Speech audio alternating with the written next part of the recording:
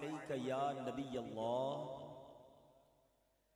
وعلی آلک واصحابک یا نور اللہ۔ پیارے پیارے اسلامی بھائیوں اور سوشل میڈیا کے ناظرین، الحمدللہ رب کریم کا جتنا شکر ادا کریں وہ کم ہے کہ اس نے ہمیں اپنے اور اپنے حبیب علیہ الصلوۃ والسلام کے ذکر کی اس محفل میں بیٹھنے کی سعادت بخشی ہے۔ میں تمام محفل کے جو منتظمین ہیں، صاحب خانہ ہیں، دل کی گہرائیوں سے مبارکباد پیش کرتا ہوں۔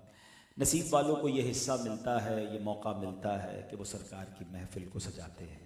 شاعر کہتے ہیں نا، محبوب کی محفل کو محبوب سجاتے ہیں، محبوب کی محفل کو محبوب سجاتے ہیں، اور آتے ہیں وہی جن کو سرکار بلاتے ہیں۔ وہ لوگ خدا شاہد قسمت کے سکندر ہیں جو سرور عالم کا میلاد مناتے ہیں۔ تو اللہ کی رحمت سے یہ ہمیں محفلیں سجانے کا موقع مل رہا ہے۔ نارملی ایسا بھی ہوتا ہے کہ کبھی کبھی ہمیں بلانے والے، دعوت دینے والے فارمیلٹی کے طور پر کہتے ہیں کہ جناب اپنے قیمتی وقت میں سے وقت نکال کر ذرا تشریف لائیے گا، ہماری محفل میں آئیے گا۔ سچی بات پتہ ہے کیا ہے؟ میں نے اور آپ نے یہاں آ کر اپنے وقت کو قیمتی بنایا ہے۔ اس سے اچھا کوئی قیمتی وقت نہیں ہے۔ وقت کا صحیح استعمال یہی ہے کہ اللہ اور اس کے رسول کے ذکر میں وہ صرف ہو جائے۔ تو اللہ ہماری حاضری کو قبول فرمائے اور آج کی اس محفل کی برکت نصیب فرمائے۔ درود پاک پڑھنے کے بے شمار فضائل و برکات ہیں۔ کعبے کے بدر الدجا، طیبہ کے شمس الضحیٰ، صلی اللہ تعالی علیہ وسلم فرماتے ہیں، اے لوگو، بروز قیامت اس کی دہشتوں یعنی گھبراہٹوں اور حساب کتاب سے جلد نجات پانے والا وہ شخص ہوگا جس نے مجھ پر دنیا میں بکثرت درود پڑھے ہوں گے۔ یعنی قیامت کے دن کے پرابلمز کا سب سے زیادہ جلدی سولوشن کیسے ملے گا؟ جس نے کثرت سے درود پاک پڑھے ہوں گے۔ تو اگر ہم چاہتے ہیں کہ قیامت کے دن کی دہشتیں، وحشتیں، پریشانیاں، حساب کتاب، ان سب سے جلدی نجات مل جائے تو ہمیں چاہیے کہ کثرت سے درود پاک پڑھیں۔ ویسے بھی ٹائم بہت سارا ہم ضائع کر رہے ہیں، موبائل فون پر، سوشل میڈیا پر، ویسے ہی گپ شپ ہیں، بہت سارا ٹائم نکال دیتے ہیں۔ ایسا نہ کریں، ایک ایک سانس کو قیمتی سمجھیں۔ اس ایک سانس یا چند سیکنڈز کی ویلیو سمجھنی ہونا تو بزرگان دین سے سمجھیں کہ وہ ایچ اینڈ ایوری سیکنڈ کو یوز کرنے کی کوشش کرتے ہیں۔ جب ہمارے لیے کتنا پریشس ہے، کتنا قیمتی ہے، ذرا مل کر کہیے سبحان اللہ۔ 5 سیکنڈ لگتے ہیں، شاید 5 سیکنڈ سے بھی کم لگتے۔ دوبارہ کہیے سبحان اللہ، 2-3 سیکنڈ، ٹھیک ہے۔ اب کہیے الحمدللہ، اب کہیے اللہ اکبر۔ یہ تینوں جملے کہنے میں 15 سیکنڈ مشکل سے لگتے ہیں۔ 15 سیکنڈز دنیا میں 15 سیکنڈ میں کیا کما لیتے ہو بھائی؟ مگر میرے نبی کے سچے وعدے ہیں، جو ایک بار سبحان اللہ کہے جنت میں درخت لگ جاتا ہے، ایک بار الحمدللہ کہے جنت میں درخت، ایک بار اللہ اکبر کہے جنت میں درخت۔ اتنا آسان ہے۔ افضل الذکر، پتہ ہے حدیث میں کیا کہا گیا؟ لا الہ الا اللہ۔ نبی پاک فرماتے ہیں افضل الذکر۔ اچھا، ویسے اگر میں سوال کروں کہ کون کون یہ چاہتا ہے کہ مرتے وقت میری زبان پر کلمہ طیبہ جاری؟ سارے چاہتے ہیں۔ اور حدیث میں فضیلت بھی ہے نا کہ جس کا آخری کلام لا الہ الا اللہ ہوگا دخل الجنہ، اسے جنت میں داخل کر دیا جائے۔ ہر مسلمان جس سے پوچھو کہتا ہے اللہ مرتے وقت کلمہ نصیب کرنا، بہت اچھی بات ہے۔ مگر اگر میں یہ پوچھوں کہ آج پورے دن میں کتنی بار کلمہ پڑھا ہے، اچھا پورے ہفتے میں کتنی بار پڑھا ہے، چلے پورے مہینے میں بتا دیں کتنی بار پڑھا ہے، امیزنگ۔ مرتے وقت سب کلمہ پڑھنا چاہتے ہیں، زندگی میں تو پڑھو نا، اس پہ پڑھنے کا ٹائم نہیں ہے۔ کیوں نہیں ہے؟ یہ سب جنت کے سودے ہیں، یہ جنت کی نعمتیں ہیں۔ بیٹھے بیٹھے کلمے پڑھتے رہا کرو۔ سبحان اللہ۔ درود پاک پڑھے، اللہم صلی علی سیدنا و مولانا محمد و آلہ وصحبہ بارک وسلم۔ جزاک اللہ۔ تو ہمیں اس بات کا احساس ہونا چاہیے کہ یہ سانسیں جو ہے نا، ہم اس ایک ایک مومنٹ میں بڑی بڑی نیکیاں کما سکتے ہیں، مگر ہم ضائع کر رہے ہیں، گھنٹوں ضائع کر رہے ہیں۔ تو try to imagine and try to understand کہ جب تک یہ سانسیں ہیں نا، جب تک نیکیاں کر سکتے ہیں۔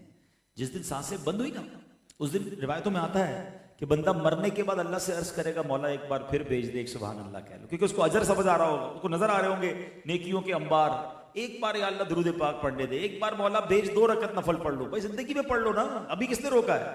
ابھی تو کوئی پرابلم نہیں ہے، جتنے سجدے کرنے ہیں، جتنی تلاوت کرنی ہے، ایک بار یاسین شریف پڑھو، 10 قرآن کا ثواب۔ 10 منٹ لگتے ہیں مشکل سے، 12 منٹ، کتنے 12 منٹ روز کے ضائع ہو رہے ہیں۔ پلیز جتنی زندگی اللہ نے دی ہے نا اس میں کمال ہو جتنا کمانا ہے. اچھا ہم میں سے بہت ساروں کا ذہن ہوتا ہے کہ یار لائف میں کچھ بننا ہے تو وہ ان اوقات کو دنیا بنانے میں ضرور کر رہے ہوتے ہیں. یار بزنس ڈیل پکڑ لو بھائی, یہی دینے کمانے کے سیزن آیا ہوا ہے, جوانی میں کماؤں گا بڑھاپے میں کام آئے گا, ادھر دماغ چل رہا ہوتا ہے.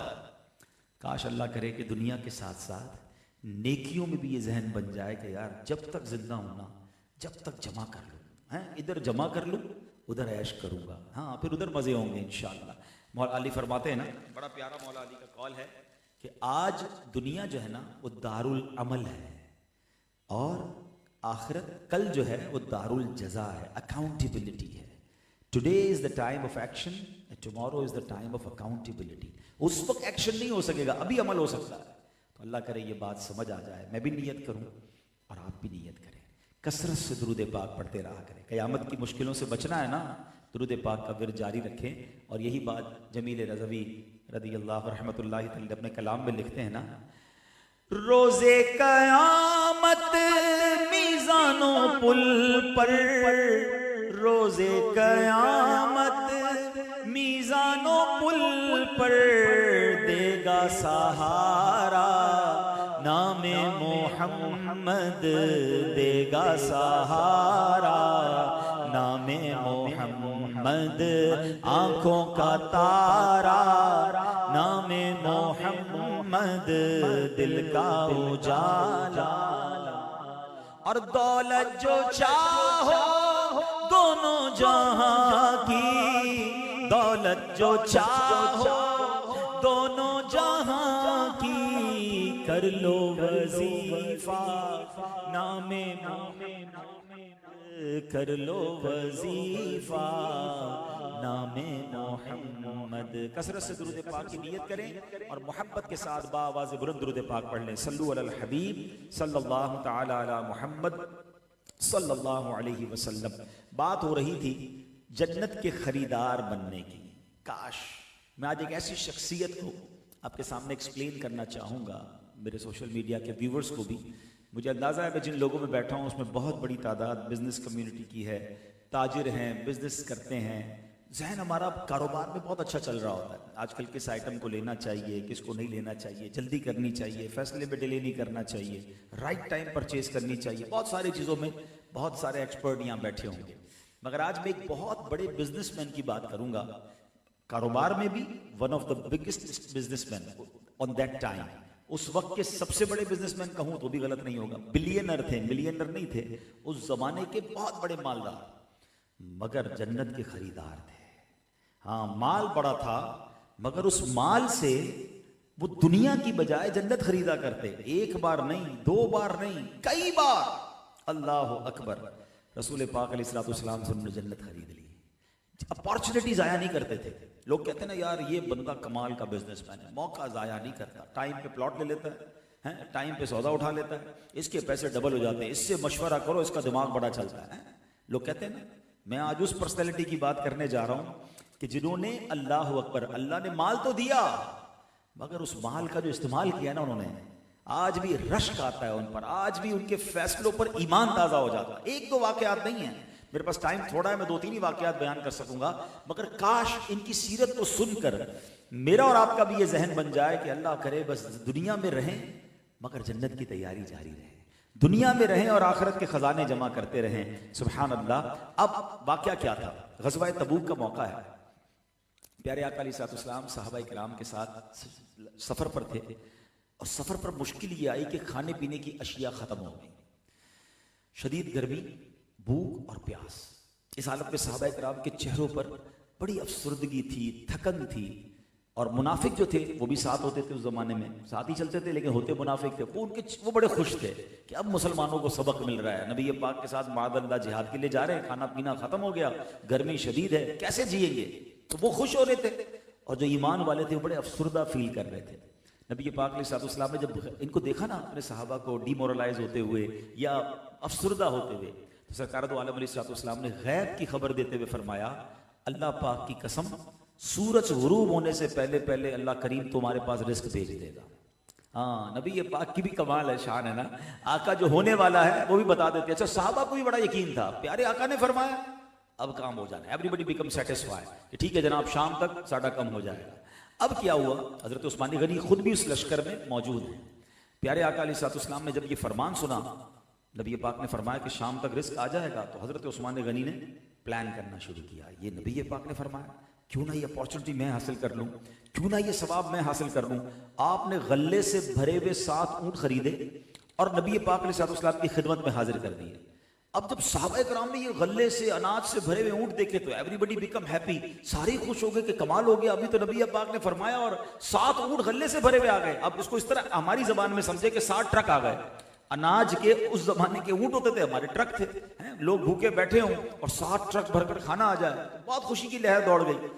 تو اب منافقوں کے چہرے غمگین، جو تھوڑی دیر پہلے خوش ہو رہے تھے وہ ہو گئے ڈیمورلائز، اور مسلمان بہت خوش. سرور عالم علیہ الصلوۃ والسلام کی بارگاہ میں جب یہ 7 اونٹ پیش کیے گئے نا، تو نبی پاک نے فرمایا یہ کیا ہے، کہاں سے آیا؟ کہا یا رسول اللہ عثمان غنی رضی اللہ تعالیٰ نے آپ کے پاس تحفہ بھیجا ہے. اللہ اکبر. اب راوی کہتے ہیں، ذرا سنیے گا. اچھا یہاں 2 بڑی خوبصورت باتیں سمجھنی ہیں. نبی پاک کو اتنی خوشی کیوں ہوئی؟ خوشی کیسی ہوئی بتاتا ہوں آپ کو. کیوں؟ سرور کائنات علیہ الصلوۃ والسلام خود تو ویسے بھی فاقے فرماتے تھے، خود تو ویسے بھی بہت کم کھاتے تھے، پیٹ پہ پتھر باندھتے تھے، مگر آپ اتنے خوش ہوئے، آپ اتنے خوش ہوئے. اٹ مینز کہ نبی پاک کو اپنے غلاموں کی کتنی فکر تھی کہ میرے صحابہ کو بھوک لگی ہے، ان کے پاس رزق کی کمی ہے، تو یہ راشن آ گیا، یہ کھانا آ گیا تو میرے صحابہ کھا لیں گے. آتا ہے فقیروں پہ انہیں پیار کچھ ایسا، آتا ہے فقیروں پہ انہیں پیار کچھ ایسا، خود بھیک دیں اور خود کہیں منگتا کا بھلا ہو. غلاموں کا کام بن گیا تو سرور کائنات خوش ہو گئے.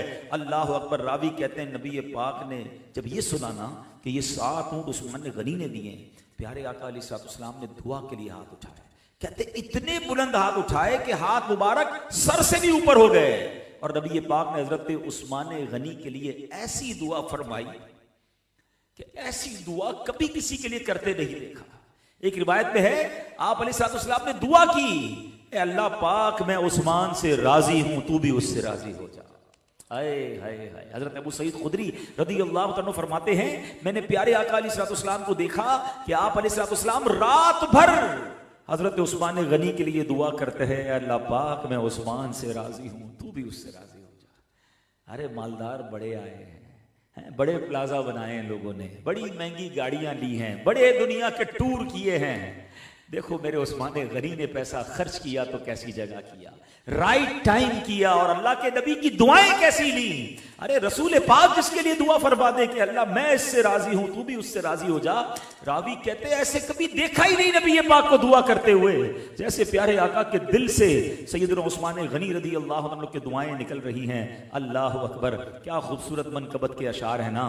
اللہ سے کیا پیار ہے عثمان غنی کا، محبوب خدا یار ہے عثمان غنی کا، گرمی پہ یہ بازار ہے عثمان غنی کا، اللہ خریدار ہے عثمان غنی کا. کیا شان ہے عثمان غنی رضی اللہ عنہ کی کہ نبی پاک فرما رہے ہیں اے اللہ میں راضی ہوں، تو بھی راضی ہو جا. اور آپ کو پتہ ہے جس سے رسول پاک راضی ہو جائیں، ایکچولی اللہ کی رضا اسی میں ہے کہ جس سے اللہ کے رسول راضی ہو جائیں رب بھی اس سے راضی ہو جاتا ہے. اعلیٰ حضرت لکھتے ہیں نا خدا کی رضا چاہتے ہیں دو عالم، خدا چاہتا ہے رضائے محمد. یعنی اللہ کے حبیب کی شان یہ ہے کہ اللہ کی رضا ساری دنیا چاہتی ہے، مگر خدا محبوب کریم کی رضا چاہتا ہے. جس سے اللہ کے حبیب راضی ہو جائیں رب اس سے راضی ہو جاتا ہے. تو یہ شان عثمان غنی رضی اللہ عنہ کو حاصل ہوئی. حضرت عثمان غنی کا عالم، حضرت عثمان غنی کی سیرت کے بارے میں کچھ تعارف بھی سنتے جائیں. آپ صحابی رسول ہیں اور نبی پاک علیہ الصلوۃ والسلام کی پھوپھی جان حضرت ام حکیم رضی اللہ تعالیٰ عنہ کے نواسے ہیں، یا یوں کہہ لیجئے کہ ذرا دور کے نبی پاک علیہ الصلوۃ والسلام کے وہ بھانجے لگتے ہیں. سابقین اولین میں سے ہیں. ابتدا میں اسلام قبول کیا اور اسلام قبول کرنے میں آپ کا 4تھا یا 5واں نمبر تھا. ویری فرسٹ، بہت سٹارٹ میں آپ نے اسلام قبول کر لیا.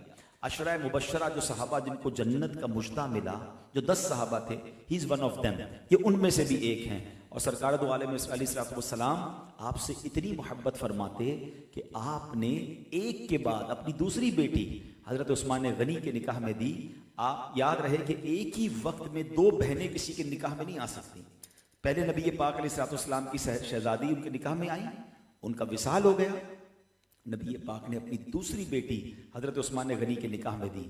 اور ایک حدیث پاک میں فرمایا کہ اگر میری 100 بیٹیاں ہوتی تو ان میں سے اگر ایک کی وفات ہوتی, دوسری اس کا عثمان کے نکاح میں دیتا, اس کا انتقال ہوتا تو میں تیسری عثمان کے نکاح میں دیتا, یہاں تک کہ 100 کی 100 شہزادیاں یکے بعد دیگرے عثمان کے نکاح میں دے دیتا. بیٹی بندہ پتہ ہے کس کو دیتا ہے؟ یہ ذرا ان سے پوچھے کہ جو ذرا اپنی بیٹی کا رشتہ کہیں کر چکے ہیں. بیٹی دیتے وقت بندہ بہت زیادہ جناب کانشیس ہوتا ہے کہ یار میری پھول جیسی بیٹی میں کسی کے ہاتھ میں دے رہا ہوں, لیکن ایک بار دے دی پھر تو پتہ چل گیا نا کیسا ہے. بعض اوقات تو ایسا ہوتا ہے کہ شادی کرنے سے پہلے بڑے اچھے لوگ لگ رہے ہوتے ہیں, شادی کے بعد اصل رنگ نکلتا ہے. میں تو سمجھتا ہوں زندگی کا سب سے مشکل سودا ہے جو کرنے کے بعد ہی پتہ چلتا ہے. لڑکی کیسی, لڑکا کیسا, خاندان کیسا, سارے لوگ اتنے اچھے ملتے ہیں دعوت تک کے لگتا ہے جناب ان سے اچھا خاندان ہی کوئی نہیں ہے, اور چند دنوں بعد وہ پرپرزے نکلتے ہیں کہ بندہ حیران کہ یار یہ لوگ ایسے تھے. اب یہ رزق ہر والد کو لینا پڑتا ہے. اللہ پاک سب بچے بچیوں کے نصیب اچھے کرے, جن کے رشتے ہونا باقی ہیں اللہ ان کو بھی خوشیاں عطا فرمائے. اور چلے بات چلی ہے تو میں نوجوانوں سے بھی کہتا ہوں, اللہ کرے مجھے میری مائیں بہنیں بھی سن رہی ہوں, بزرگ بھی سن رہے ہوں, دیکھیں اگر کسی کی بچی آپ کے گھر میں آئی ہے نا تو اب آ گئی ہے, وہ اپنا گھر چھوڑ کر آئی ہے, اس کو نبھائیں. اگر مزاج نہیں بھی ملتا تو اب رشتہ ہو گیا نا, ختم کرنے کا کبھی نہ سوچا کریں, کیونکہ لڑکے کی تو شاید پھر باری آ جاتی ہے, مگر وہ بچیاں جو گھر سے واپس جاتی ہیں نا ان کی زندگی بہت مشکل ہو جاتی ہے. اب ان کے لیے دوسری شادی کرنا, اور خاص طور پہ اگر اولاد ہو جائے تو خدا کے واسطے آخر حد تک کوشش کرے کہ گھر نبھائیں. اس میں ہماری نوجوان بہنوں کا بھی مسئلہ ہے, بھائیوں کا بھی مسئلہ ہے. اتنے جناب جذباتی ہو گئے ہیں اور شادی کے 2 4 6 مہینے, بلکہ میں چلے اپنی زندگی کا ایک تجربہ بھی نوجوان بیٹھے کام آئے گا. مجھے ایک صاحب آئے, بلکہ 3 4 ایسے واقعات میرے ساتھ ہوئے کہ ایک نوجوان لڑکا تھا, آیا کہتا ہے حضرت بڑا مسئلہ ہے. کیا ہوا یار, جب شادی نہیں ہوئی تھی بڑا سکون میں تھا, شادی کر کے پھنس گیا ہوں. ماں کہتی بیوی خراب, بیوی کہتی ماں خراب, کام سے گھر جاتا ہوں روز لڑائی, میں تو ٹینشن میں آ گیا ہوں, شادی ہی نہ کرتا تو اچھا تھا. اب میں چھوڑ, میری ماں کہتی طلاق دے دو, اب کیا کروں. میں نے اس کو پتہ کیا مشورہ دیا, میں نے کہا بیٹا 2 4 سال کی بات ہے, برداشت کر لے, یہ ہر گھر میں ہوتا ہے, تیرے ساتھ اکیلے نہیں ہو رہا ہے. 4 5 سال مشکل کے گزار لیے نا تو پھر تیری زندگی سیدھی ہو جانی ہے. ماں کو بھی پتہ چل جائے گا یہی میری بہو ہے, بہو کو بھی پتہ چل جائے گا یہی میری ساس ہے, تھوڑے دنوں بعد اللہ اولاد دے دے گا, بیوی اولاد پہ بزی ہو جائے گی, تو سب ٹھیک ہو جائے گا. 4 5 سال جھگڑے چلتے ہیں, سب کے گھر پہ چلتے ہیں. آپ ریشیو اٹھا کے دیکھ لیں, طلاقیں جتنی ہوتی ہیں نا وہ نارملی شروع کے 4 5 سال میں ہو جاتی ہے. جس نے 5 سال, یہ تو نہیں کہوں گا قید کے گزار لیے, لیکن 5 سال جس نے گزار لیے نا پھر گاڑی چل پڑتی ہے. تو اتنی جلدی نہ کیا کرو فیصلوں میں, نہیں نہیں نہیں میرا نہیں چلے گا, نہیں بھائی میں نے فیصلہ کرنا ہے, پہلے ہی سال فیصلہ کرنا ہے. ایسا مت کرو, ساری زندگی کا روگ لگ جائے گا. لیکن اب میں آتا ہوں دوسری طرف کہ سیدنا عثمان غنی کی شان دیکھو, ایک بیٹی دی, اس بیٹی کا وصال ہوا, دوسری بیٹی دینے کا مطلب سمجھ رہے ہو کہ نبی پاک کتنے خوش تھے, کتنا اعتماد تھا کہ داماد ہو تو ایسا. اتنا بیٹی کو سکھ دیا ہوگا کہ رسول پاک فرماتے ایک نہیں بلکہ 100 بیٹیاں ہوتی, ایک کے بعد ایک عثمان غنی کے نکاح میں دیتا. آپ شان دیکھیں. اچھا پھر کائنات میں, یہ بھی حضرت عثمان غنی کی ایکسکلوسیوٹی ہے کہ پوری کائنات میں حضرت عثمان غنی کے علاوہ دنیا میں کوئی نہیں ہے کہ جس کے نکاح میں کسی ایک نبی کی 2 بیٹیاں آئی ہوں. He is one and only in the world. یہ بھی یاد رہے, یہ شان ہے حضرت عثمان غنی کی. اچھا اب ایک اور کمال کی بات, چلیں اس پہ آپ کو ایک عقیدے کی بات بھی سیکھنے کو مل جائے گی. حضرت عثمان غنی کو کیا کہا جاتا ہے پتہ ہے نا, زور سے کہو نا, ذو النورین. کیا کہا جاتا ہے؟ ذو النورین. کیوں کہا جاتا ہے؟ 2 نور والا. What is the meaning of ذو النورین؟ 2 نور والا. اچھا مزے کی بات پتہ ہے کہ صرف پاکستان میں نہیں کہا جاتا, آپ کہیں بھی دنیا میں ٹریول کر جائیں, کسی مسلمان کو روکیں, پوچھے ذو النورین کس کو کہتے ہیں, آپ کو 99% لوگ جواب دیں گے حضرت عثمان غنی. ٹھیک ہے, اب ذرا تسلی سے سنیے گا بات. تو جس نبی کی 2 بیٹیاں کسی کے نکاح میں چلی جائیں تو وہ ذو النورین, تو میرے نبی کے نور کا عالم کیا ہوگا؟ مسئلہ ہی ختم ہو گیا نا. جو سوال کرتے ہیں کہ بھئی کہاں سے نبی پاک کو نور کہتے ہو, نور والا آیا ہے. اچھا ذو النورین کہتے ہیں اور نور والا آیا, ان کو سمجھ نہیں آتا. اور بھائی وہ 2 بیٹیاں نور والی بنی جب کہ رسول پاک کی بیٹیاں ہیں. تو کاش یہ بات سمجھ آ جائے. ان کو پرابلم کچھ اور ہے. ہاں ذو النورین مان لیتے ہیں مگر نبی پاک کو نور ماننے میں پرابلم ہوتی ہے. الحمدللہ ہم سرکار کے عاشق اور نبی پاک سے محبت کرنے والے اعلیٰ حضرت تو کیا خوبصورت بات لکھتے ہیں, نور کی سرکار سے پایا دوشالہ نور کا نور کی سرکار سے پایا، دوشالہ نور کا ہو مبارک تم کو ذوالنورین جوڑا نور کا۔ تو نبی پاک کی بیٹیاں ملی، ایسا نور کا جوڑا ملا کہ عثمان غنی ذوالنورین کہلائے۔ اللہ اکبر۔ آؤ ایک اور واقعہ سناتا ہوں۔ کیا یقین کریں جو ان کا مائنڈ سیٹ تھا نا، جس کو کہتے ہیں کاروباری دماغ، کمال کا دماغ تھا، کمال کا ان کا ڈیسیشن ہوتے تھے، کمال کے فیصلے ہوتے تھے۔ ایک بار کیا ہوا، حضرت ابو موسیٰ اشعری رضی اللہ تعالیٰ فرماتے ہیں ایک دن میں رسول پاک علیہ السلام کے ساتھ مدینے کے باغوں میں سے ایک باغ میں تھا۔ ایک شخص آیا، اسے دروازے پر دستک دی۔ سرکار علی وقار علیہ السلام نے فرمایا افتح لہو وبشرہ بالجنہ، دروازہ کھولو اور جو آ رہا ہے اس کو جنت کی بشارت دے دو۔ آئے ہائے، دروازے کے پیچھے کون ہے؟ رسول پاک جانتے ہیں، جو ہو چکا ہے جو ہوگا حضور جانتے ہیں۔ نبی پاک نے یہ نہیں فرمایا کون آ رہا ہے، اللہ کے حبیب فرما رہے ہیں کہ جو آ رہا ہے نا اس کو دروازے کو کھولو اور اسے جنت کی بشارت دو۔ کہتے ہیں دروازہ کھولا تو سیدنا ابو بکر صدیق سامنے تھے۔ اللہ اکبر۔ کہتے ہیں میں نے انہیں جنت کی خوشخبری دے دی۔ تھوڑی دیر ہوئی، انہوں نے اللہ پاک کا شکر ادا کیا، دروازہ بند ہو گیا، پھر دروازے پر دستک ہوئی۔ اللہ کے حبیب علیہ الصلوۃ والسلام فرماتے افتح لہو وبشرہ بالجنہ، دروازہ کھولو، جو آ رہا ہے اس کو بھی جنت کی بشارت دے دو۔ حضرت ابو موسیٰ اشعری کہتے ہیں میں گیا، دروازہ کھولا، حضرت عمر فاروق رضی اللہ تعالیٰ عنہ تھے۔ میں نے کہا حضور مبارک ہو، رسول پاک نے جنت کی بشارت دی۔ انہوں نے اللہ کا شکر ادا کیا، پیارے آقا کے پاس آ کے بیٹھ گئے۔ تیسری بار دروازے پر دستک ہوئی، نبی پاک فرماتے جاؤ افتح لہو وبشرہ بالجنہ علی بلوی تصیبہ۔ سنو، اللہ کے نبی نے صرف جنت کی بشارت نہیں دی، فرمایا دروازہ کھول دو، آنے والے کو بتا دو کہ ایک مصیبت جو انہیں پہنچے گی اس کے بعد یہ جنتی ہیں۔ یعنی مصیبت بھی آنی ہے، صبر بھی کرنا ہے اور جنت کی بشارت بھی دینی ہے۔ رسول پاک آگے کے حالات بھی دیکھ رہے ہیں۔ کہتے دروازہ کھولا تو عثمان غنی رضی اللہ تعالیٰ عنہ موجود تھے۔ اللہ اکبر۔ کہتے ہیں میں نے انہیں جنت کی بشارت بھی دی اور یہ بتایا کہ ان قریب آپ پر امتحان آئے گا۔ حضرت عثمان غنی جنت کی خوشخبری سن کر خوش ہو گئے، اللہ کا شکر ادا کیا اور کہا اللہ المستعان، اللہ مددگار ہے، اللہ کی مدد ساتھ رہی تو مصیبت جو آنی ہے نا، جو امتحان آنا ہے، میں اس میں بھی کامیاب ہو جاؤں گا۔ اللہ اکبر۔ یہ حدیث کہاں ہے؟ چلے یہ بھی آج عقیدے کا مسئلہ اللہ کی رحمت سے موضوع چل رہا ہے اور مسائل بھی حل ہو رہے ہیں۔ یہ حدیث بخاری میں 6 جگہ موجود ہے۔ لوگ کہتے ہیں ریفرنس دو جناب، مجھے بتائیے نا کیسے نبی پاک فرما رہے تھے کہ دروازے پیچھے جو آ رہا ہے اس کو جنت کی بشارت دو۔ دو کو جنت کی بشارت دے رہے ہیں، تیسرے کو فرما رہے ہیں جنت کی بشارت بھی دو۔ ایک امتحان آنا ہے، اس پر تم نے ثابت قدم رہنا ہے اور تم جنتی ہو۔ اللہ اکبر۔ یہ واضح حدیثیں بتا رہی ہیں کہ اللہ نے اپنے حبیب کو اپنی عطا سے علم غیب عطا فرمایا۔ نہ جانے کیوں لوگوں کو پرابلم ہے، ارے اعلیٰ حضرت نے تو مسئلہ ہی ختم کر دیا۔ آپ فرماتے ٹھیک ہے، تم سوال یہ کرتے ہو کہ رسول پاک کے پاس علم غیب تھا یا نہیں تھا، مجھے بتائیے کائنات کا سب سے بڑا غیب کیا ہے؟ پوری کائنات میں جو سب سے بڑا غیب ہے وہ خود ذات باری تعالیٰ ہے۔ اللہ کو دنیا میں کسی نے نہیں دیکھا۔ آمنت باللہ، ہم نے اللہ پر ایمان تو لائے ہیں مگر بن دیکھے ایمان لائے ہیں۔ ارے کائنات میں اگر کسی نے اللہ کو اپنے آنکھوں سے دیکھا ہے تو وہ صرف اور صرف جناب رسول اللہ صلی اللہ تعالیٰ علیہ وسلم ہے۔ اعلیٰ حضرت فرماتے پھر اعتراض کیسا؟ جب اللہ نے اپنا آپ اپنے حبیب سے نہیں چھپایا تو پھر اور کیا چھپانا تھا؟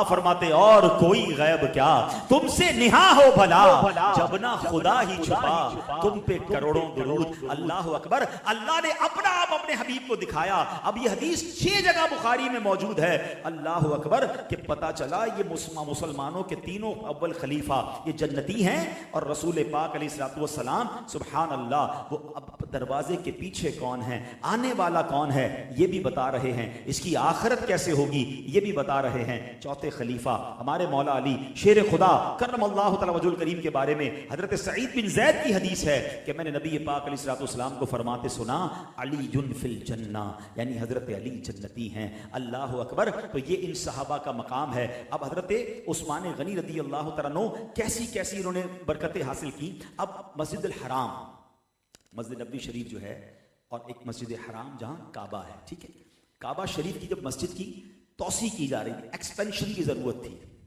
تو گھر خریدنا تھا۔ کعبے کے قریب ایک گھر تھا حرم کے ساتھ، سرکار علی وقار علیہ السلام نے اس گھر کے مالک سے فرمایا یہ گھر تم مسجد حرام کی توسیع کے لیے دے دو، ایکسپینشن کے لیے دے دو، میں تمہیں جنت کے گھر کی ضمانت دیتا ہوں۔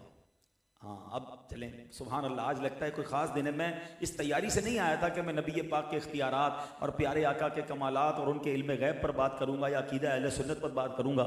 بعض اوقات خود ہی چیزیں سامنے آ جاتی ہیں۔ مجھے بتاؤ نا، یہ کون کہہ سکتا ہے کہ مجھے زمین کا یہ ٹکڑا دے دو، میں تمہیں جنت کا گھر دیتا ہوں؟ اتھارٹی ہوگی تو کہہ سکتا ہے نا۔ ہمیں تو یہ نہیں پتا ہم جنت میں جائیں گے نہیں جائیں گے۔ اٹ مینز کہ اللہ کے حبیب علیہ الصلوۃ والسلام کو اللہ نے جنت کی چابیاں عطا فرمائیں، جنت کی اختیارات عطا فرمائیں، آپ جسے چاہیں جنت عطا فرمائیں۔ پھر کیوں نہ ہم نعت کا یہ شعر پڑھیں، جہاں بالی عطا کر دیں، بھری جنت ہبا کر دیں، نبی مختار کل ہیں، جس کو جو چاہیں عطا کر دیں۔ اللہ اکبر۔ آقا فرماتے ہیں زمین مجھے دے دو، مسجد حرام کی توسیع کرنی ہے، میں اس کے بدلے تمہیں جنت کی گھر کی ضمانت دیتا ہوں۔ اس شخص کو ضمانت کی اہمیت بھی پتہ نہیں تھی، اس نے گھر دینے سے انکار کر دیا، اس نے یہ آفر ٹھکرا دی۔ اللہ اکبر۔ حضرت عثمان غنی کو پتہ چل گیا۔ جو میں سمجھانا چاہ رہا ہوں نا، ہمیں پتہ چلے وہ پلاٹ بک رہا ہے، پارٹی لگی ہوئی تھی، یا جلدی جاؤ اپن لے لیتے ہیں ورنہ وہ لے لے گا، ڈیل نکل جائے گی۔ عثمان غنی کو پتہ چل گیا کہ رسول پاک نے فرمایا اس کو یہ جگہ دے دو، گھر دو، میں جنت کے گھر کی ضمانت دیتا ہوں۔ آپ نے کیا کیا؟ آپ اس کے گھر کے پاس پہنچ گئے، اس مالک کے پاس، اسے مسلسل سمجھاتے رہے، اس کا ذہن بناتے رہے۔ آخرکار کہا بھائی پیسوں سے دے دو نا، مجھے کتنے میں دینا ہے؟ 10,000 دینار، 10,000 سونے کے سکوں پر وہ بندہ راضی ہوا کہ میں نے دینا ہے تو اتنے پیسوں میں دینا ہے۔ آپ نے وہ گھر خریدا اور نبی پاک کی بارگاہ میں حاضر ہوئے، پیمنٹ کر دی، اس کو جو مانگا وہ دے دیا۔ اللہ کے حبیب کی بارگاہ میں آئے صلی اللہ علیہ وسلم، کہتے حضور مجھے خبر ملی ہے کہ آپ نے ایک شخص کو آفر کی تھی کہ وہ گھر اگر مسجد حرام کی ایکسپینشن کے لیے، اس کی توسیع کے لیے دے، آپ نے جنتی گھر کی ضمانت دی ہے۔ حضور نے فرمایا ہاں میں نے کہا تھا۔ حضور اب یہ گھر میری ملک ہو گیا ہے، کیا میرے لیے بھی یہ ضمانت ہے؟ کیا مجھے بھی جنت میں گھر ملے گا؟ نبی پاک فرماتے ہیں کہ ہاں تمہارے لیے بھی ضمانت ہے۔ کہتے حضور یہ گھر اب میں اللہ کے لیے وقف کرتا ہوں۔ اے مسجد الحرام میں جا کے طواف کرنے والوں، اے صفا مروہ کی سعی کرنے والوں، اس مسجد الحرام کی توسیع میں بھی عثمان غنی رضی اللہ عنہ کی انویسٹمنٹ موجود ہے، ان کی سخاوت موجود ہے، ان کا جنت کا سودا موجود ہے۔ اللہ اکبر۔ اچھا سنو، صرف مسجد حرام میں نہیں، مسجد نبوی میں ایک بار، سبحان اللہ، مسجد نبوی شریف میں جانے کی سب کو تمنا ہے نا، اب اس میں بھی توسیع کرنی تھی، اس میں بھی ایکسپینشن کرنی تھی۔ اب کیا ہوا؟ ایک زمین کا ٹکڑا تھا، نبی پاک علیہ الصلوۃ والسلام نے یہ پلاٹ مسجد میں اس کو شامل کر دے، جنت کی خوشخبری سنائی۔ عثمان غنی رضی اللہ عنہ کو پھر آفر پتہ چل گئی، فوراً پہنچے اس مالک کے پاس، کا قیمت بولو کیا کہتے ہو؟ آپ نے اماؤنٹ پے کی، وہ جگہ خریدی، نبی پاک کو پیش کی، مسجد نبوی میں پلاٹ شامل کیا، اس کے بدلے جنت میں پلاٹ لے لیا۔ مجھے بتا، اچھا ایک اور بات سوچنے والی ہے، حضرت عثمان غنی کو تو پہلے ہی بشارت مل گئی، یہ تو تیسرا واقعہ سنا رہا ہوں نا میں، ابھی اور بھی ہیں۔ بھائی ایک بار جنت مل گئی تو بار بار خریدنے کی کیا ضرورت ہے؟ ہم جیسا آدمی تو کہا ٹھیک ہے گارنٹی مل گئی، اب باقی پیسے اپنے پلاٹ لو، جنت کا پلاٹ۔ یہ سمجھ آ گئی تھی انہیں صبر ہی نہیں آتا تھا کہ اور درجے بلند کرنے ہیں، اور نیکیاں کمانی ہیں، اور ثواب کمانا ہے۔ ہم تو جناب تھوڑی سی عبادت کر لیں کہ بھائی بہت پڑھ لیا یار، قرآن کا ایک پارہ آج پڑھ لیا، 100 درود پاک پڑھ لیا، لگتا ہے جنت کا ٹکٹ ہی مل گیا۔ وہ اللہ کے بندے اور پڑھ لو نا، تمہیں کام آئے گا۔ صدقہ دے دیا، زکوٰۃ دے دی، اس کے بعد کہتے ہیں 2.5% دے تو دیا، اگلی رمضان میں دوں گا اب میں۔ اگر بیچ میں اللہ نے، اب سوچیں ہم نارملی اللہ کی راہ میں بھی نا بڑا کیلکولیٹڈ خرچ کرتے ہیں، بھائی زکوٰۃ ہو گئی پوری، اب بھلے اچھا کام بھی آ گیا، کوئی غریب بھی آ گیا، کوئی رشتہ دار بھی آ گیا، کوئی بڑی نیکی سامنے ہے، یار میری زکوٰۃ پوری ہو گئی ہے۔ ایک بات بتاؤ، اللہ نے گن گن کر دیا ہے، تیرا مہینے کا 1,00,000 روپے خرچہ، تجھے 1,00,000 ملے گا، 1,00,001 روپیہ نہیں ملے گا۔ تیرا 50,000 خرچہ، تجھے 50,000 ملے گا، 1 روپیہ اوپر نہیں ملے گا۔ ایسا دیا اللہ نے؟ وہ دینے کا دروازہ اس نے بند نہیں کیا، میں بانٹنے کا دروازہ کیوں بند کر رہا ہوں؟ روایتوں میں آتا ہے، اے ابن آدم گن گن کر خرچ نہ کرو، ورنہ وہ رب کریم بھی تمہیں گن گن کر عطا فرمائے گا۔ ہاں، خرچ کا دروازہ کھلا رکھنا۔ اللہ جب دیے جا رہا ہے نا تو اچھے کاموں میں خرچ کرتے رہا کرو، نیکیاں کمانے کا ذہن رکھا کرو۔ ایک روایت میں ہے کہ مدینہ پاک میں بنو نجار کا ایک کھجوروں کا باغ تھا، سرکار دو عالم علیہ الصلوۃ والسلام نے فرمایا کون ہے جو اس باغ کو خرید کر مسجد بنا دے؟ اللہ اکبر۔ پھر عثمان غنی رضی اللہ عنہ پہل کرتے ہیں، وہ باغ خریدتے ہیں، مسجد بناتے ہیں۔ نبی پاک علیہ الصلوۃ والسلام نے عثمان غنی رضی اللہ عنہ سے جنتی باغ کا وعدہ فرما لیا۔ کہیں باغ خرید رہے ہیں، کہیں گھر خرید رہے ہیں، کہیں پلاٹ خرید رہے ہیں۔ اللہ اکبر، سبحان اللہ۔ پتہ چلا کہ مسجدیں بنانا یہ سنت رسول، یہ سنت صحابہ، یہ سنت انبیاء ہے۔ مبارک ہو ان لوگوں کو جو اللہ کے گھر بنانے میں حصہ ملاتے ہیں۔ صدقہ جاریہ والے کام کرتے رہا کرو۔ حضرت عثمان غنی آج اپنے مزار میں ہیں، مگر قیامت تک مسجد الحرام میں جو نیکیاں ہوں گی، مسجد نبوی میں جو نیکیاں ہوں گی، جو انہوں نے بیر روما اس زمانے میں مسلمانوں کے لیے جو کنواں وقف کیا تھا، ارے اس کا پانی جب تک پیا جاتا رہے گا، درختوں کو دیا جاتا رہے گا، آپ اس ثواب کو حاصل کرتے رہیں گے، ان کے نامہ اعمال کا وہ میٹر جاری رہے گا۔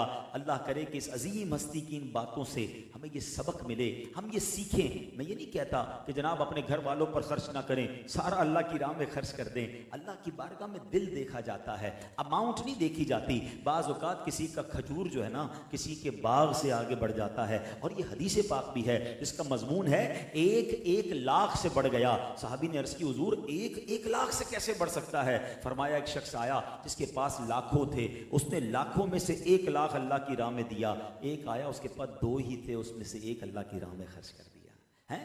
50% ہو گیا نا۔ 2 روپے والا اگر 1 روپیہ دے دے اللہ کی راہ میں، اس نے تو اپنا 50% دے دیا۔ کروڑ پتی لاکھ دے تو اس کا 1% بھی نہ ہوا، تو پتہ چلا وہاں دل دیکھا جاتا ہے۔ تو بہرحال میرے پیارے اسلامی بھائیوں، مصیبتوں سے بچنا ہے، بیماریوں سے بچنا ہے، بلاؤں سے بچنا ہے، کیونکہ صدقہ بلاؤں کو ٹالتا ہے، صدقہ بیماریوں کو دور کرتا ہے، صدقہ بری موت سے بچاتا ہے۔ روایتوں میں آتا ہے قیامت کے دن بندہ اپنے صدقے کے سائے میں ہوگا۔ اللہ اکبر، فرمایا بلا اترتی ہے، اور جب بندہ صدقہ دیتا ہے نا، صدقہ اس بلا کو روک لیتا ہے، اس بلا سے لڑائی لڑتا ہے اور بندے تک نہیں پہنچنے دیتا۔ اب بتائیے، لوگ کہتے ہیں یار مولانا صاحب تو بیان میں کہا کرتے ہیں 1 2 تو 10 ملے گا، 100 روپے کل مسجد میں دیے، ابھی تک 1000 روپے تو آئے نہیں، غریب رشتہ دار کو 1000 دیے، ابھی تک تو 10,000 آئے نہیں، کیا یار ملٹی پلائی بائی 10 تو ہوتا نہیں ہے۔ اللہ اکبر، میں آپ سے پوچھتا ہوں، آپ نے 1000 روپے دیے، آپ کو 10,000 مل جائیں، یہ اچھا ہے، یا اللہ نہ کرے آپ کا یا آپ کے کسی گھر والے کا ایکسیڈنٹ ہونا تھا، اللہ نے اس بلا کو صدقے کی وجہ سے ٹال دیا، آپ کی ٹانگ ٹوٹنے والی تھی، آپ کی دکان میں آگ لگنے والی تھی، رب نے اس صدقے کی برکت سے، اس صدقے کی برکت سے وہ بلا ٹال دی۔ ارے میں اور آپ جو خیریت سے جی رہے ہیں نا، بڑی بیماریوں سے بچے ہوئے ہیں، اللہ نے خوشحال زندگی دی ہے، بڑے مسائل نہیں ہیں۔ جاؤ کبھی ہاسپٹل میں، میں کل جناح ہاسپٹل رات گیا تھا ایمرجنسی وارڈ میں، یقین کریں میں بجھ سا گیا جو میں نے وہاں لوگوں کا حال دیکھا، جو بیماری کا حال دیکھا، عجیب عجیب بیماریاں، عجیب عجیب پرابلم ہیں، 17-18 سال کے نوجوان بھی بستر پر پڑے ہیں۔ بندہ کہے میں ساری زندگی اسی بات کا شکر ادا کروں کہ یا اللہ تو نے مجھے بڑی بیماریوں سے بچایا، آج میں ہاسپٹل کے بستر پر نہیں سویا، آج میں اپنے گھر کے بستر پر سو رہا ہوں، آج میں اپنی مرضی سے واش روم گیا ہوں، مجھے کوئی نالی نہیں لگائی گئی ہے، آج میں اپنی مرضی سے کھا پی رہا ہوں، مجھے ڈرپ کے ذریعے نہیں کھلایا جا رہا ہے۔ ارے صرف انہی نعمتوں کو دیکھ لو تو پھر ناشکری ختم ہو جائے گی۔ مجھے اور آپ کو رب نے بہت دیا ہے، اللہ نے مجھے آپ کو بہت نوازا ہے، خدا را شکر والی زبان لاؤ، ناشکری سے باہر آ جائیں اور صدقہ خیرات کرتے رہیں۔ ویسے بھی یہ جو دور ہے نا،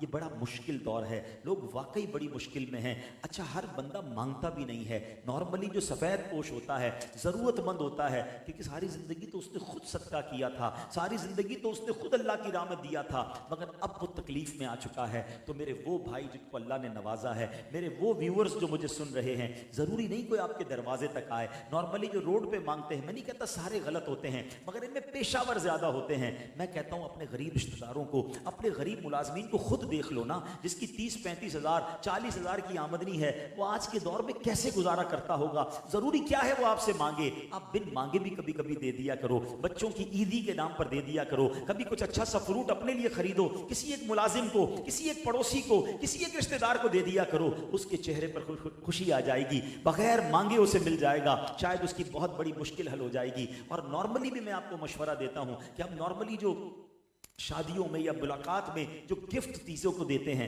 اب گفٹ کی بجائے کیش دینا شروع کریں۔ ہمیں کیا معلوم ہم کپڑے کا جوڑا دے رہے ہیں، اس کے پاس سلائی کے پیسے ہی نہیں ہیں، اب مسجد کے امام صاحب سے جو ملتا ہے سارے جا نماز لے کے جاتے ہیں۔ بھائی وہ امام صاحب کتنی جا نماز بچھا کے نماز پڑھے گا؟ یہ جناب اس کو کپڑے کا سوٹ دے رہے ہیں، اس کے پاس 4 سوٹ پہلے ہی پتہ ہے جمع ہیں، 2000 سلائی کے لیے نہیں ہے، ہو سکتا ہے بچے کی دوائی کے لیے پیسے نہ ہوں۔ آپ سب سے بیسٹ تحفہ اگر کسی کو دینا چاہتے ہیں تو ان طرح گفٹ چیزوں کی بجائے آپ کیش اتنی رقم دے دیں جو آپ اس کو دینا چاہتے ہیں۔ تاکہ اس بیچارے کا کوئی بھلا ہو جائے, کسی کی خواہش پوری ہو جائے, کسی کی مصیبت دور ہو جائے. اللہ نے دیا ہے تو بانٹتے رہو, اور ایک بات یاد رکھنا, تم بانٹنے کا دروازہ کھلا رکھو, وہاں سے دینے کا دروازہ اور بڑا ہو جائے گا, وہ تمہارے رزق میں اور برکت ڈال دے گا. نہ جانے کس کی دعا سے تمہارا بیڑا پار ہو جائے گا. دس از دا ٹائم فار ہیلپ. آج وقت ہے, لوگ واقعی پریشان ہیں, اپنے بجٹ کا حصہ ملائیں. بالخصوص میں ان سے بات کر رہا ہوں جن کے گھر میں خرچہ پورا ہونے کے بعد بھی پیسے بچ جاتے ہیں, جن کی جناب بچوں کی فیس اور بچوں اور گھر والوں کا کھانا کپڑے لینے کے بعد بھی اللہ نے زیادہ دیا ہے. تم سے بڑا اس میں خوش نصیب کوئی نہیں ہے کہ پہلی تاریخ سے پہلے تمہیں کوئی ٹینشن نہیں. پوچھو ان سے جو بیچارے تنخواہ والے ہیں, 15-20 تاریخ کے بعد ہر بار پیسہ پرس سے نکال کے گنتا ہے. بچے کو دوں گا تو بیوی کو کیا دوں گا, بیوی کو دوں گا تو پیٹرول کیسے ڈالوں گا, دوائی کہتا ہے اگلے ہفتے لے لوں گا. خود میڈیکل اسٹور پہ میں نے دیکھا ہے, لوگ آتے ہیں دوائی کی پرچی دیتے ہیں, جب وہ دوائی نکال کر بل دیتا ہے تو پھر کہتے ہیں یہ 2 دوائیں یہ کم کر دو, ذرا 4 ٹیبلٹ یہ کم کر دو. بندہ سوچتا ہے یار بیمار بھی ہے, دوائی بھی لے جانی ہے, مگر دوائیں کم اس لیے کروا رہا ہے کہ پورے پیسے نہیں ہیں. ارے اللہ دل دے تو یہ مانگیں گے نہیں لوگ. یہ وہ سفید پوش لوگ ہیں جنہوں نے کبھی زندگی میں کسی سے نہیں مانگا, مگر بن مانگے دینے کی عادت ڈالو, بن مانگے تحفہ دیا کرو. کیا معلوم کس کی دعا لگ جائے, کس کی دعا کے صدقے ہمارے بیڑے پار ہو جائیں. اور ہمیں یہ بھی نہیں پتا ہوتا اللہ ہمیں رزق کس کی وجہ سے دے رہا ہے. بعض اوقات کسی ملازم کی وجہ سے یا کسی غریب کی ہم مدد کر رہے ہوتے ہیں, وہ دعا دے رہا ہوتا ہے, ہمارا کاروبار چل رہا ہوتا ہے. اللہ سیدنا عثمان غنی رضی اللہ تعالیٰ عنہ کی سخاوت کا ہمیں حصہ عطا فرمائے. کاش یہ ذہن بن جائے کہ جب نیکی سامنے آئے, جب ثواب سامنے آئے تو ہمارا دل للچائے کہ میرا حصہ کدھر ہے, میں بھی اس میں سے کچھ حاصل کر لوں. تو بہترین طریقے آج الحمدللہ ہمارے معاشرے میں موجود ہیں. ماشاءاللہ جب بھی عاشقان رسول مسجد بنائیں, دعوت اسلامی والے مسجد بنائیں, آپ کو پتہ چلے, بے شک آپ کے علاقے میں نہیں ہے, یہ بڑا مسئلہ ہے. لوگ کہتے ہیں میرے محلے کی مسجد تھوڑی ہے. وہ اللہ کے بندو, اللہ کے حبیب نے فرمایا جو اللہ کے لیے مسجد بناتا ہے اللہ اس کے لیے جنت میں گھر بناتا ہے. یہ تھوڑی فرمایا گارڈن میں مسجد بناؤ گے تو جنت میں گھر ملے گا اور اورنگی میں بناؤ گے تو نہیں ملے گا. جدھر مسجد بنے اللہ نے موقع دیا, حصہ ڈالو. کنواں بن رہا ہے, پانی کا حساب ہو رہا ہے, تھوڑا اس میں حصہ ڈال دو. کوئی غریب آیا, بے شک تھوڑی بہت مدد کرو. کیا پتا میرے اس تھوڑے حصے سے میری بڑی مصیبتیں دور ہو جائیں. اللہ کرے دل میں اتر جائے میری بات. سیدنا عثمان غنی کی سیرت اتنی موٹیویشن دیتی ہے, ایسا جذبہ دیتی ہے, اللہ اس کا صدقہ عطا کر دے اور نیکیوں کا شوق عطا کر دے. دعوت اسلامی کے پیارے ماحول میں اسی طرح نیکیاں کمانے کا, نیکیوں کو حاصل کرنے کا ذہن الحمدللہ ہمیں ملتا ہے. مزید ایسے بیانات سننے کے لیے آپ مدنی چینل دیکھتے رہیں تو انشاءاللہ مزید ایسے بیانات سنیں گے اور انشاءاللہ سیکھنے کا موقع ملے گا. مدنی قافلوں میں سفر کریں, دعوت اسلامی کے ہفتہ وار اجتماع میں شرکت کریں. آخر میں صاحب خانہ اور منتظمین کا شکریہ ادا کروں گا جنہوں نے آج مجھے دعوت دی اور بیان کرنے کا موقع دیا. اللہ کریم آج بیان میں جو اچھی باتیں ہوئیں اسے یاد رکھنے, عمل کرنے کی توفیق عطا فرمائے, اور اگر کوئی غلطی ہوئی تو رب کریم اپنے کرم سے مجھے معاف فرمائے. آمین بجاہ النبی الامین صلی اللہ تعالی علیہ وسلم. دوران بیان بہت ہی خوبصورت دونوں نعت خواں, دونوں ہی میرے بڑے